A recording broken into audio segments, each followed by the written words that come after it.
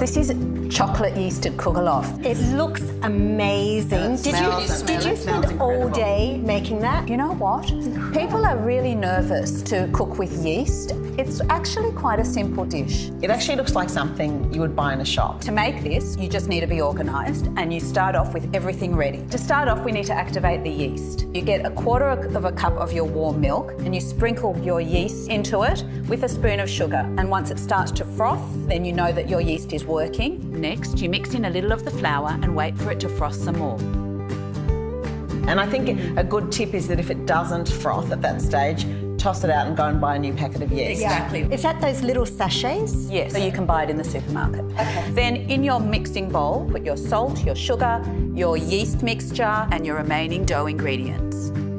Put it into your electric mixer with a dough hook and 10 minutes later, you have got a very sticky, beautiful smelling dough. I love that smell of yeast, how it wafts out of the kitchen and right through the house. You put it into an oiled bowl. Yep. Cover it, I wrap it in a blanket and put it into the sun or just somewhere warm and you leave it for 2 hours. I think there's a sense of nurturing and love in that stage of it. People use doonas and their favourite blanket so it grows, and I think that's the love part of it. Yeah. My girlfriend takes it and puts it into her bed. There you go, exactly, that's it.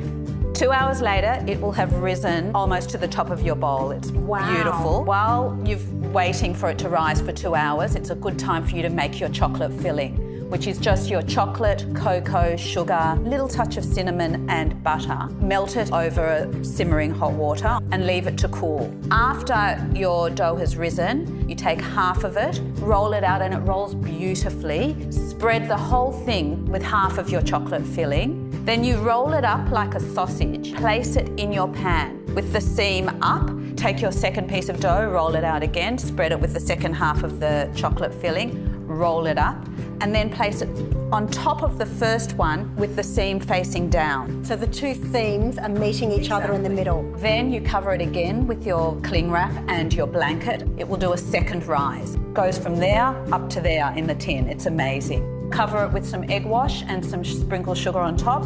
Pop it into the oven for about 40 minutes and that's what you come out with. I love the crispy top. And I like the soft centre, look at that. That is just incredible. No one's offering me any.